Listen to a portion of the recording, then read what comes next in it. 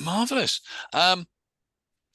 So today I thought quite often we do sessions where I take us through stuff and talk about things. Today I wanted to do a workshop where I actually teach you a technique that I love because one, it's simple. Once you've got it in your head, it's there. Um, but two, it can have quite a profound effect on individuals' lives, but also your own. And it's a method for dealing with phobias, unpleasant memories, sometimes traumatic experiences. I used a mate of mine who had a bit of a thing on a motorway. I mean, he was all right. His car was written off, but at one point there was him, the side of a great big articulated lorry, and its wheel churning around in his door, literally this far away from him. Oh my Um, God. and that was something he wanted to not keep remembering. Well, he didn't mind remembering it, but he didn't want to be feeling horrendous about it. Um, and so this is quite versatile. You can use it for any of those things. Commonly referred to as the fast phobia method or the fast phobia cure. It is what it says. Done well, and if the person you're taking through it is engaging with it well, then at its longest, I would imagine this would take you 20 minutes with someone or yourself. And that's a phobia that's maybe been there all their lives. There's a lady who runs one of the shops up the road here, Refill Your Boots, who Mm. her husband works away, and she has a spider, or had a spider thing, um, and would have to kind of leave the house and get the neighbours to go in and make sure the coast was clear. That kind of level of phobia, and this is what I used with her, Mm. and the next week she was able to remove a spider from her house. Didn't enjoy it, but could do it, and that's a huge difference for somebody. There's someone in Shrewsbury, in fact, one of the earlier when I first started doing things, and I'd not long learnt this. There was a girl there, and she literally, and for us it might sound a bit silly, but um, big spider phobia, couldn't take her own bins out. She had one of those kind of terrace houses Mm. with the shared archway, and the bins were at the back. And she said, "It sounds stupid, but I feel like I'm failing because I can't take my own bins out." And that was a beautiful week. That was because took her through this, and um, each day I got a report, just a quick little text message going, "I stayed in the room with the spider. I watched a spider in its web today." And by Friday, it was like triumphant. Yay, I've caught a spider and I threw it out of my own house and I've just put my bins out. And it was like, yes. That was Um, me. That was me turning my phone off. um, It's a so, spider on my desk. spider in your desk, yeah. And let's talk about this in a like Ray Winston kind of voice. That's what I kind of hear there now.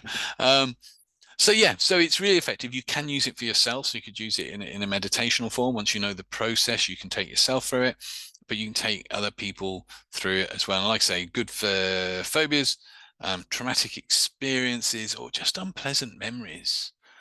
Something that sticks in your mind. You think, I don't need to be remembering that anymore. So first of all, I'm going to see if there's anybody here that has just either, we won't go for the full trauma thing because this is a teaching thing, um, but either a phobia or an unpleasant memory that they kind of go, oh, I hate it when I think about that. It'd be nice to just either forget it or feel different about it. So if you have, then give me a wave because guess what? You get to volunteer.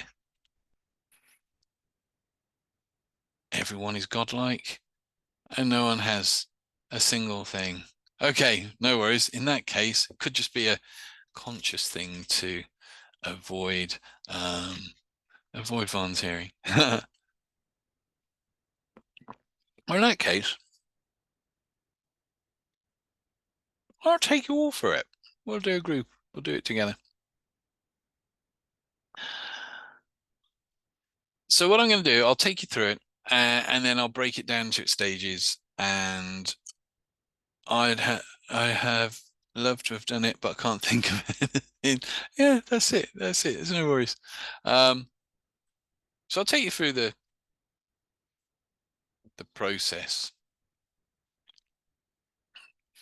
because at the end of the day, it's not gonna cause any harm, but you can feel better from it. So what I'm going to ask you to do then, if we've not got a fear or phobia, and I should say with fears and phobias, usual way to tell the difference between a fear or a phobia is this.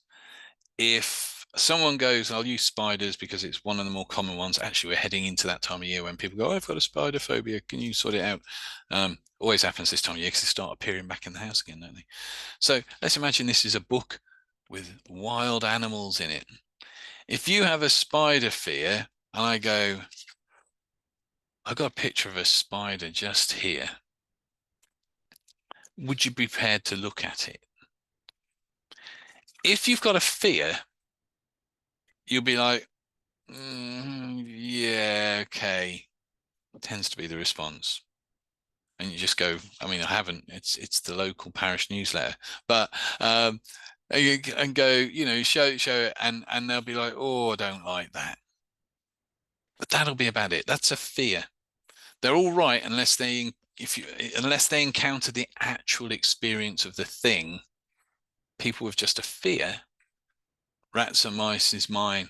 Well, let's do it. Let's go for rats and mice. Yeah, yeah. There was a lady I worked with who left her house for 7 years because she saw a mouse in it, which I have never come across anything that extreme ever since. It was amazing. It was like, wow, 7 years. Rented her house out because she wouldn't go back into it because of the mice. Whereas if it was a phobia, you'd have to move out of the flat. Yeah, yeah. If it was a phobia, that's more the reaction you'd have. If you have a proper full-on phobia, and I went, oh, I'm going to say spider because I don't want to trigger Debbie off or anything.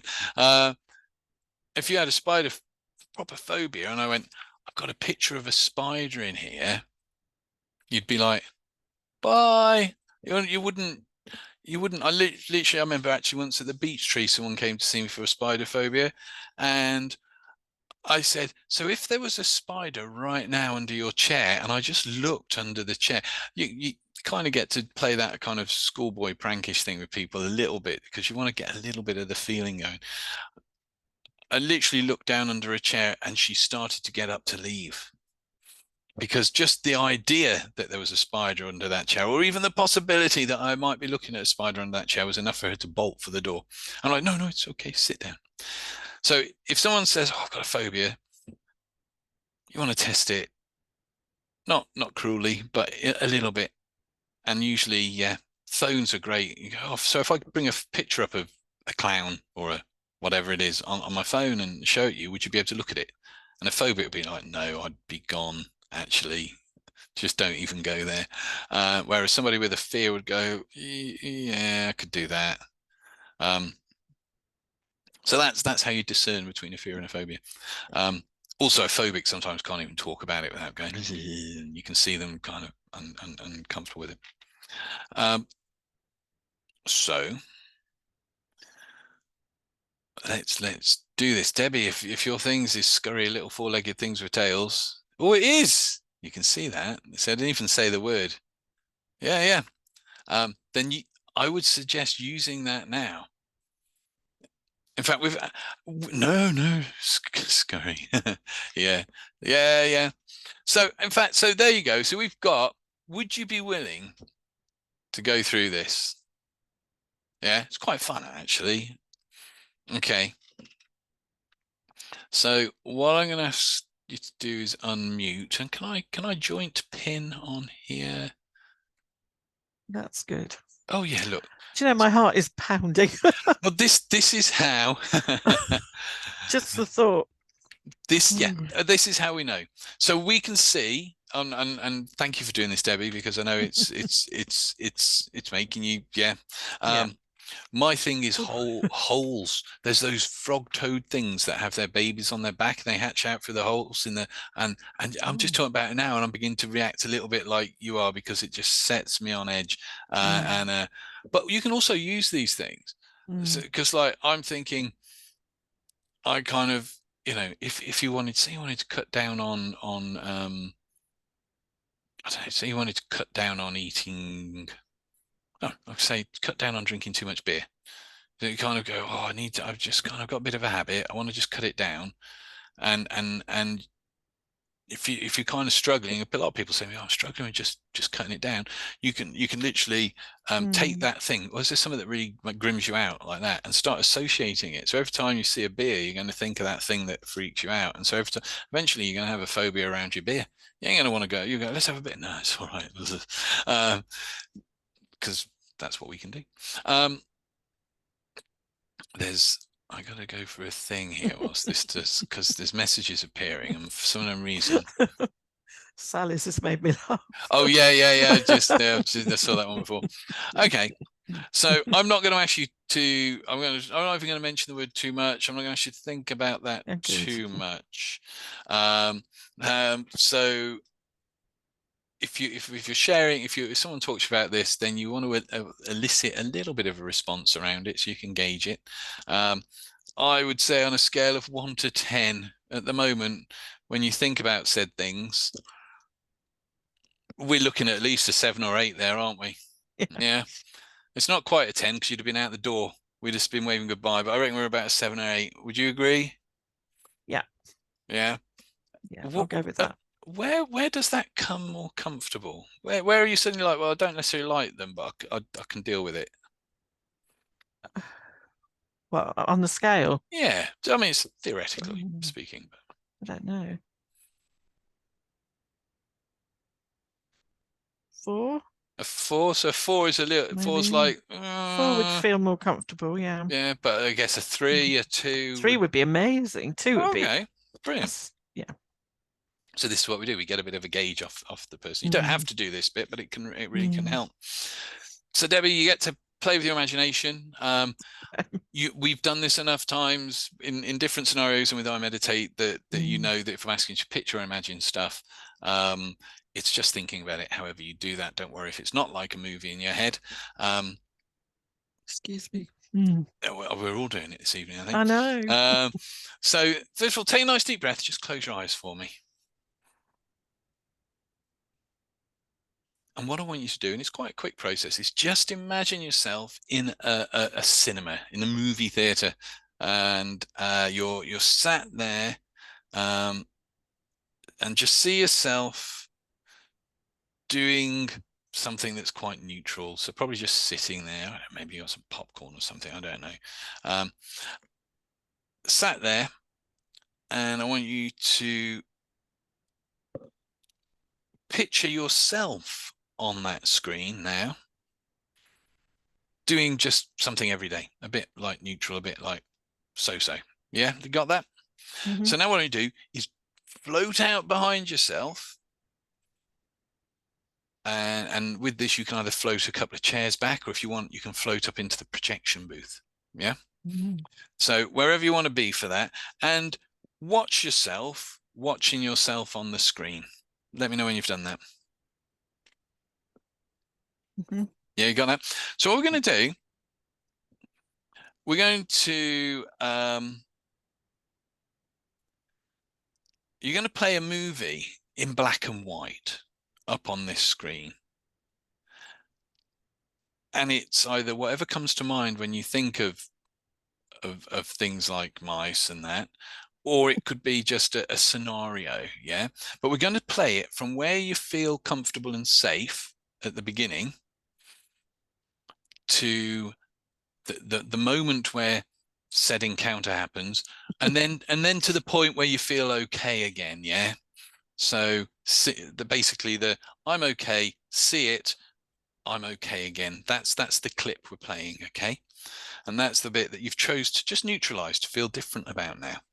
So in a moment I'll say go, You play that from beginning to end, from where it feels comfortable, past the encounter, back to where it feels okay again, okay? So do that now. Let me know when you're at the end.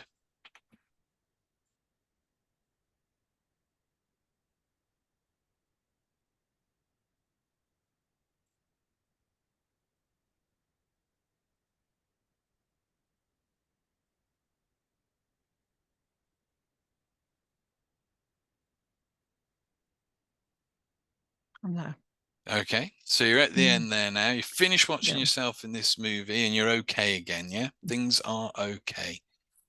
So stop the movie so it's a still picture. And now drift into the movie. Drift into the movie, make it colorful. Make it bright, make it full of sound, maybe put some crazy music over the top of it. In fact, maybe make it into a cartoon rather than a real life movie, make it a cartoon. Let me know when you've kind of got that idea in your head when you've done that. Okay. So what we're going to do, we're going to run this movie, but we're going to run it backwards this time.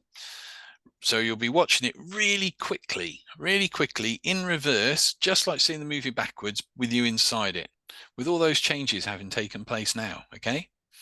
And it'll be really quick. So it won't be like the last time. It'll be now and finish kind of timing, okay? Really quick, everything in reverse. You're in the middle of it, everything in reverse, all those different changes in place. Are you ready? I'll go start and I'll go stop, and that's just the time it takes. Reversing it now. Start, stop. Okay. So, I mean, that was nice and quick, wasn't it? I mean, you can, if you go to that every time you see that, then you can feel good about that. So I just want you to think of that scenario, that memory, or think of that thing that you used to feel a bit uncomfortable around. Think of mice, that kind of thing, and just see how you're feeling now about it. Now, before when we were talking about it, you were kind of crawling in your chair, and I'm instantly reflecting back to you that we're not seeing that now. So on a scale of 1 to 10, when you think about mice and things now, where is that? I mean, it was pretty high. It was a 7 or 8 before, but you're looking quite relaxed now. Where is that? Try and find that old feeling and tell me when you're thinking about a mouse or a rat now, that little scurry thing, how is that? What number would you put that at? Maybe a 6, 5 or 6. So coming down. I Okay. think so, yeah. Yeah. Fabulous. Yeah. So let's do that again. Just close your eyes. Okay. Drift back in to see yourself in that movie theater. We're going to go through it a bit quicker, make a few more changes this time. And we're going to play it. We'll do what we did this last time. We're going to play it from the place where you feel comfortable to the encounter to the place where you're feeling comfortable again. We're going to do it even quicker this time. So sitting there, drift out of yourself. If you just drifted a few seats back before last time, go up into the projection booth this time. And we're going to play that now. Run it through and then finish. Let me know when that's done.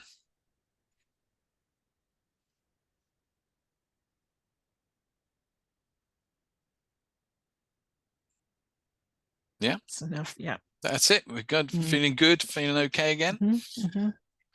So this time we're going to make it. I'm thinking maybe that's still quite a big screen. Yeah. Let's make that a small screen, like you're watching it from a distance, maybe even on a mobile phone. Like the cinema's become somebody holding a mobile phone up. Yeah. So we've paused it at the end. You've got a scene in your mind. Drift into that teeny little screen now. That's it. And you're in that little teeny screen, and we're going to play it in reverse again. And we're going to change some aspects. We're going to put some crazy music over it. It's going to play really, really quickly in reverse this time. Everything running backwards. We'll make it a bit cartoony, make it a bit zany, however you want to play with that, that makes it okay for you now. Okay, and this time we're going to play it back 3 or 4 times rapidly. So I'll go now, and then I'll say stop, and then we'll go zip back to the end, play it, and watch it 3 or 4 times in reverse. Okay, but rapid succession. So let's do that now. So starting playing it the first time, start, stop, zip, back to the end. Reverse play again. Start, stop, zip, back to the end. Let's do that again. Start, stop, zip. Do it again. Start, stop, zip. Really quickly. Start, stop, zip. See how fast you can go. Start, stop, zip. Take it over. See how quick you can go that. When you've done that 3 or 4 more times, really, really so quickly that if you were to be in that situation, that is so quick you wouldn't even notice it. When you're there, just let me know.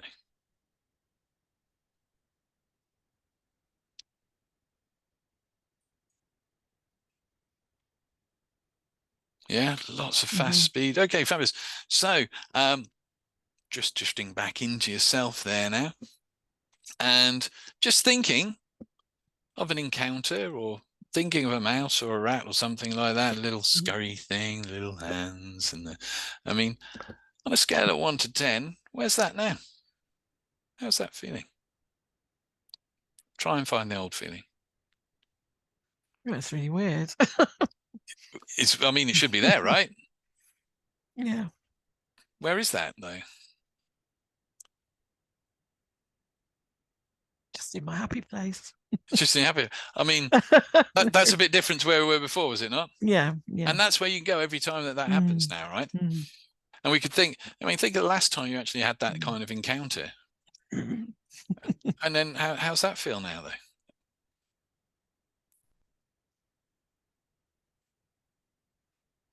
Try and find the old feeling. Scale of 1 to 10.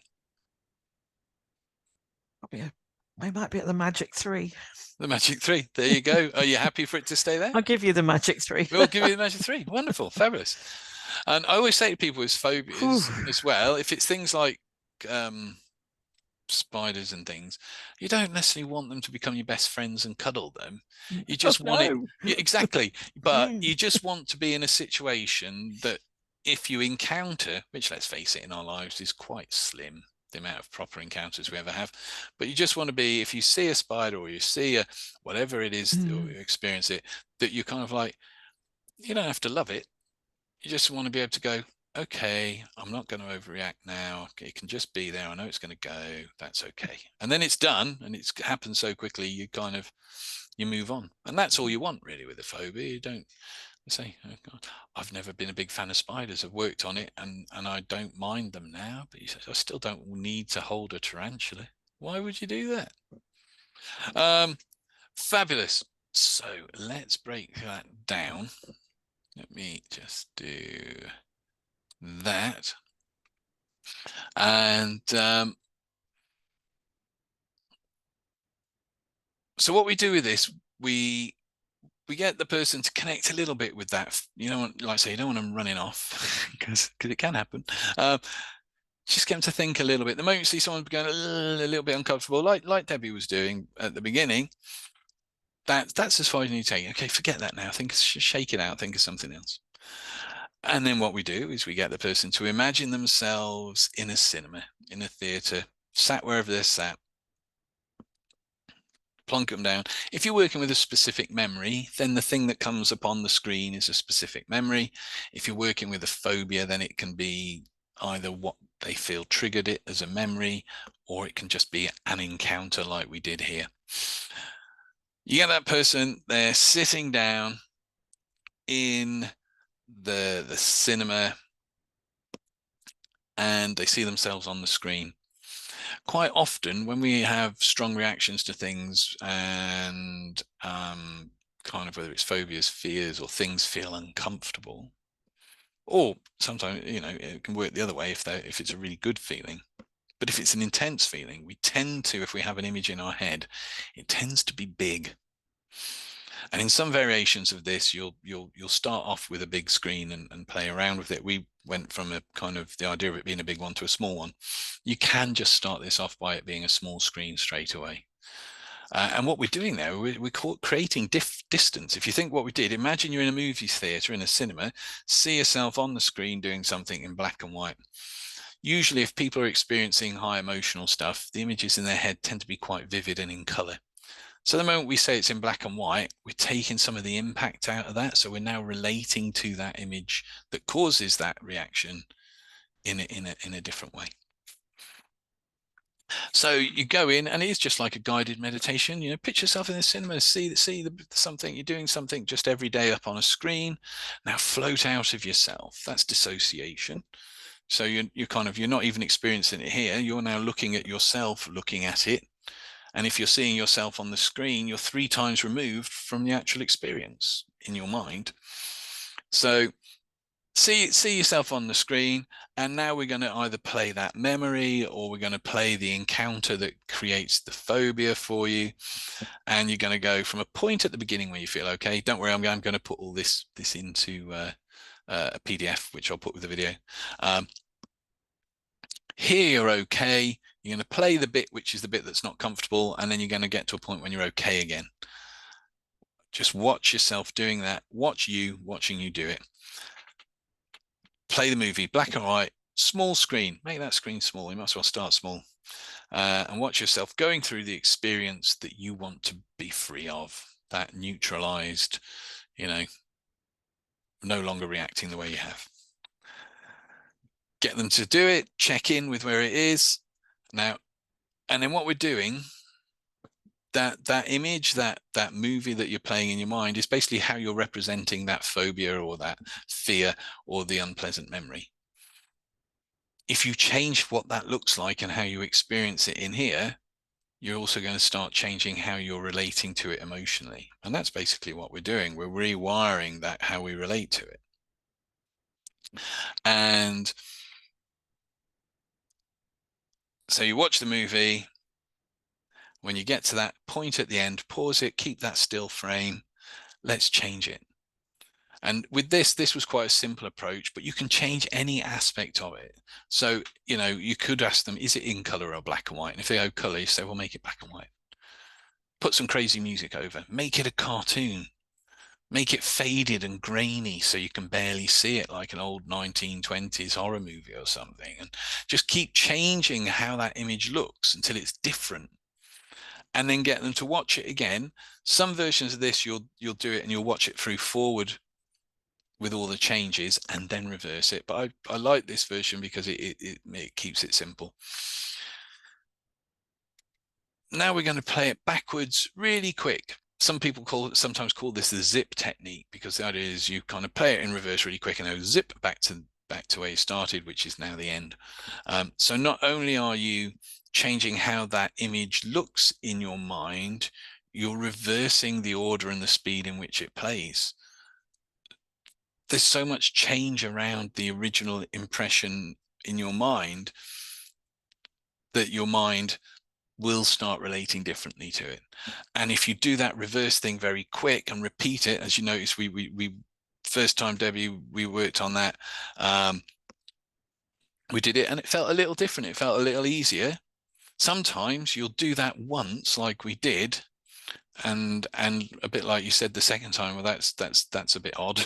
I'm not feeling that now. Where is that? And like I say, that if that happens on the first time, then potentially you can help somebody make a change in about 5 minutes with this. Or if you like say, you can take yourself through this process, once you've got those steps in mind. So reverse it back really quick, and then you basically test what you're doing. So you ask the person to open their eyes, and I said, just want you to think about that phobia, that unpleasant memory, whatever it is you're working on, and where is it now? And you'll notice some of the trancy words were coming in there. So try to find it. Try to find it. We don't often get asked to find our emotions anyway, so in that kind of direct way. So sometimes it's like, it takes a moment to kind of grasp it, and you kind of just, yeah, that's right, try to find it. Well, try, as you know, implies fail. So I'm saying, when you say that, you say, try and find that old feeling. So you're also saying it's an old feeling, which implies it's not there anymore either. So using a bit of language there, try to find that old feeling to reinforce the work that you've done. And you'll get a couple of responses. You'll either get, it's still there a bit, which we got, or you'll get, I can't find it. And usually there is a wonderful, you'll know when you've got that because there's this beautiful bemused expression that appears on people's faces, that kind of, hang on a minute, it really was there about 5 minutes. Where, what's go this? Hang on a minute, and you see people, even if they're not expressing it like verbally at that moment, you can see when they're really. Yeah, and if you notice someone's really looking for it, and they cannot find it because they'd have said if they'd have got there already, reinforce that. Yeah, that's right. Try to find it. You know, make a bit of a challenge. Go on, try and find it. Really look hard. Try and find that old feeling. And that's all reinforcing and saying you're not going to find it. You're not going to find it. You could drop in, and the further you look for it, the further it's just going to go away at that point. Um, so reinforcing that. If if you get to the point where you're done at that point, and the person's like, "I'm fine, I can't find it." Next stage, get your phone. So right here now, I've got a picture of said thing. Are you prepared to look at it? And to just thrust it on someone can be a bit of a shock. So what I've done in the past is, there's my phone, and I'll have the picture up on the phone, but I'll close the lid over it or put something on it. Okay? I'm not going to force this on you, but would you like to take a look? And you can see the old program going, "Oh, I don't like these things," but then you see curiosity go, and you go, "Yeah, that's right. I'm not just in your own time," and get them to have a look, test your work basically. Um, and in doing that, what you're once they go yes and look at it, remember, excuse me, one spider one where someone said, "Oh, they're quite pretty actually." I mean, I didn't agree, but it's not for me to say I didn't agree. But they had, all of a sudden, once that fear had gone, they could actually look at it. They could see it for what it was. I think I'd picked a picture of one with nice markings and stuff. Uh, um, and so you really can, with one or two, and if it doesn't make a big shift the first time, don't be phased, don't be discouraged. Just do like we did here with Debbie, and go back and run it again. Change some more stuff.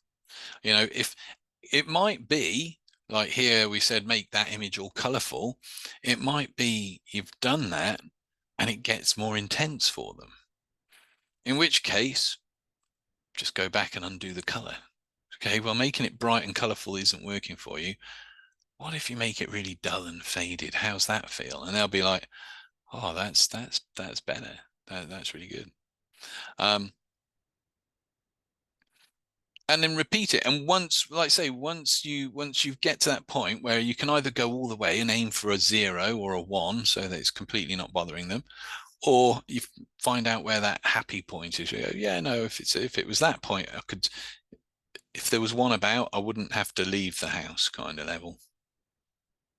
What would that be for you? So that's it. That is, it's a really fast way of working with people for phobias, for unpleasant memories, for traumatic experiences. And it's basically, it's not forgetting, because especially with traumatic experiences and certain memories, you don't necessarily want to forget, because there's lessons. Every experience we have gives us lessons.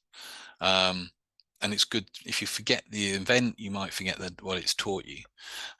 However, to be able to go back and visit an unpleasant memory from the past, but not have any emotional impact on you, is suddenly a freedom that you haven't had before. So it's a lovely, quick way, a little gift almost, that you can offer to people. And if you're out and about, I remember at Hawkston Park, when I haven't done it for a few years now, I used to do the Halloween thing, and there's the bridge, and they'd be, "Oh God, is there any other way around the bridge?" And we're like, "Yeah, but it's quite a walk, and you've got your next character person to meet on the other side of the bridge." And it's, "What is it? Fear of heights?" And they're like, "Yes." I was like, "Ah." 10 minutes later, they go off. And at the end of the day, I got a message at the desk saying, oh, by the way, the lady who had the fear of the bridge and the heights, she went across it no problem. So you can use this as a little thing to help other people and friends and family, but you can also take yourself, like I said, through it. So any questions about that process? No? Anyone gone, oh, I've got something now I can place in that? No? That's fine. That's just thought in case anyone else wanted to. So let's just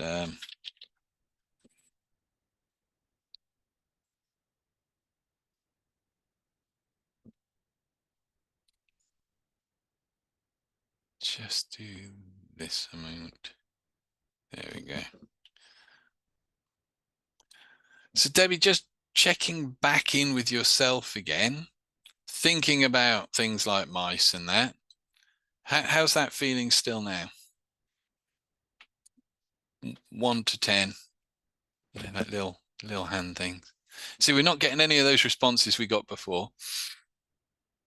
I feel very 3, but I feel really tired. Okay. Yeah. So in a good way. And I, was a bit tired to begin with, but now I feel like, whoa. Whoa, yeah. So Yeah. I'm just wondering, before we started this, Mm. if I'd said I'm going to share a picture of a mouse with you, Yeah, I was waiting for that. I thought you were going to do that any minute.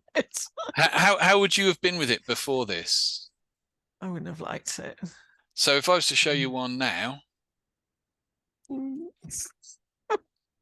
how would Not, that be for you? not so bad with the Mises. People used to send me cards with them on. That's Oh, that's nice. I know.